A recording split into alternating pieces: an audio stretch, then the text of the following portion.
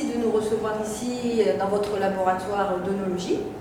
Les vignobles du monde entier vous connaissent par votre compétence en matière d'analyse et de conseils en œnologie. Ces conseils savamment distillés donc, permettent de bonifier ces vins aux caractéristiques bien différentes les unes des autres. Absolument. Bon, mon métier, c'est de faire du vin et de conseiller pour faire du vin. À travers ça, bien évidemment, je suis un habitant de Fronsac et je suis un habitant de ce terroir de Fronsac que j'ai beaucoup aimé depuis bientôt 40 ans, parce que je l'ai découvert comme œnologue. Je n'étais pas né très loin, j'étais né à Pomerol, mais donc je connaissais Fronsac bien évidemment, mais j'ai découvert les terroirs, j'ai découvert les vins. Donc ça, c'est mon métier et je le continue à l'exercer malgré mon grand âge.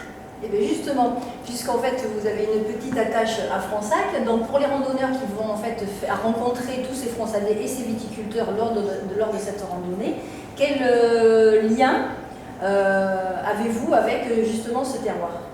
Alors ce terroir, c'est très amusant parce que, comme je vous le disais, je l'ai découvert un petit peu comme œnologue. Bon, je connaissais Fronsac, bien évidemment, mais je ne connaissais pas forcément les terroirs, les vins. Alors j'ai découvert comme œnologue parce que j'ai une énorme clientèle sur Fronsac, et donc j'ai découvert toute cette mosaïque de terroirs répartis dans des sols différents, dans des expositions différentes, dans des parties très variables au-dessus de la rivière, sur les collines, un petit peu en bas des collines, et donc avec une diversité de vins, je crois, qui est certainement la plus grande dans la région, et c'est ce qui fait tout l'intérêt de cette appellation. Tout à fait. Alors une comparaison est-elle possible entre les vins du Fronsadais, ceux de Saint-Émilion ou ceux du Médoc?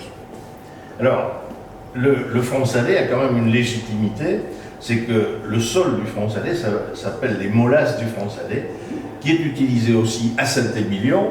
Donc on va dire que Fronsac a quand même son nom dans les sols qui constituent à la fois le Fronsadais et une partie du Saint-Émilion. Saint-Émilion est un petit peu plus variable au niveau du sol. Il y a les molasses du Fronsadais bien sûr, mais il y a des calcaires, il y a des sables. Donc tous ces sols produisent des vins différents. On va trouver un encépagement un petit peu différent. On aura du Merlot bien sûr, on aura du Cabernet Franc, beaucoup, on aura du Cabernet Sauvignon un petit peu. Et lorsqu'on va dans le Médoc, à ce moment-là, on a des sols qui sont un peu plus graveleux, avec des alimentations en eau un peu différentes. Et on comprend très bien ce que nos anciens ont fait à travers le temps. Eux, ils l'ont découvert avec la patience et avec l'observation.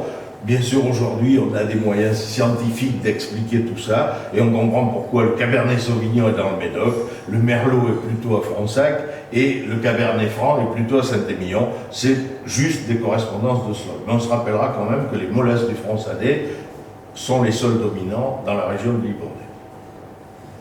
Alors, les randonneurs de la France entière vont avoir le grand plaisir de déguster beaucoup de vins durant ce week-end des 11 et 12 juin 2016.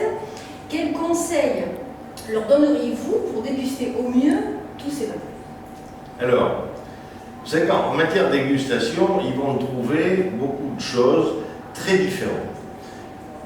Le premier conseil que je leur donnerai, c'est la prudence. Parce que quand on déguste, on ne boit pas. Donc, ou on boit très peu, ou on recrache un peu. Par contre, je leur conseillerais d'essayer d'en goûter un maximum, mais seulement en goûtant, pour se faire leur propre idée sur les vins de Fronsac et sur la diversité des vins de Fronsac au fur et à mesure de leur randonnée. Parce que s'ils commencent à boire les premiers, ils ne verront pas les derniers. Donc à ce moment-là, ça n'a pas d'intérêt. Donc qu'ils en profitent pour faire une marche ludique où ils vont apprendre ce que sont les terroirs de Fronsac et pouvoir dire, mais tiens, moi j'ai aimé ce secteur plus qu'un autre, et ça c'est ludique pour eux, et puis ça déterminera plus tard leur possibilité d'achat pour leur plaisir dans leur maison, quand ils feront des déjeuners entre amis ou en famille, et voilà, je pense qu'il faut que ce soit ludique. Mais attention quand même, l'abus de l'alcool est toujours dangereux, donc il ne faut pas trop en boire. Recracher aussi.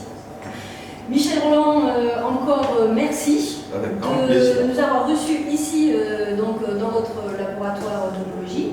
Et si votre agenda le permet, c'est avec un grand plaisir que je vous invite à partager une étape avec nous lors de cette première édition de la Ronde des vignobles en Fronsadais, qui se situe donc sur ce week-end, donc du 11 et du 12 juin 2016. Je vous promets que je commence à m'entraîner dès demain matin. Merci.